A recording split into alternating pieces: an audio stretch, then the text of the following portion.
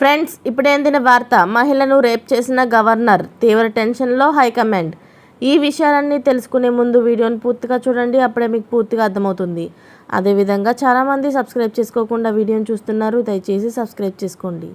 Subscribe చేసుకోవడం వల్ల నేను చేసే ప్రతి వీడియో అప్డేట్ మీకు ముందుగానే నోటిఫికేషన్ రూపంలో వస్తుంది. అదేవిధంగా లైక్ చేయడం మర్చిపోతున్నారు, దయచేసి లైక్ చేయండి. లైక్ చేయడం వల్ల ఇటువంటి ఇంపార్టెంట్ ఇన్ఫర్మేషన్ చాలామందికి రీచ్ చేసిన వాళ్ళు అవుతాం. ఇక లేట్ చేయకుండా వీడియోలోకి వెళ్ళిపోదాం. గవర్నర్ తనపై లైంగిక వేధింపులకు పాల్పడ్డారంటూ రాజ్భవన్లో పనిచేస్తున్న ఒక తాత్కాలిక మహిళా ఉద్యోగి తీవ్ర ఆరోపణలు చేశారు. ఈ మేరకు ఆమె గవర్నర్పై పోలీసులకు ఫిర్యాదు చేశారు.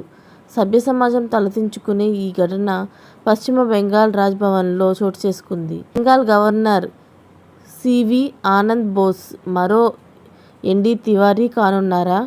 కాగా ఇప్పటికే బెంగాల్ ప్రభుత్వం గవర్నర్ మధ్య సంబంధాలు దెబ్బతిని ఉండటం, దానికి తోడు లోక్సభ ఎన్నికల ప్రచారంలో భాగంగా 2 రోజుల పర్యటనకు ప్రధాని మోడీ వస్తున్న సమయంలో ఈ పరిణామాలు బీజేపీకి షాక్ ఇచ్చాయి.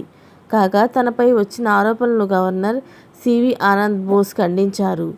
ఇది దురుద్దేశంతో అల్లిన కట్టుకథ అని అన్నారు. ఒకవేళ ఎవరైనా ఎన్నికల్లో లబ్ధి పొందడానికి నాపై దుష్ప్రచారం చేయవచ్చు, అయితే బెంగాల్లో అవినీతి అహింసపై నా పోరాటం ఆపలేరు అని ఆయన పేర్కొన్నారు. ఇలాంటి లేటెస్ట్ అప్డేట్స్ అన్ని మేము ముందుగానే పొందాలి అనుకుంటే ఛానల్ని సబ్స్క్రైబ్ చేసుకోండి. అలాగే పక్కనే ఉన్న గంట సింబల్ని క్లిక్ చేయడం మర్చిపోకండి. Thanks for watching friends.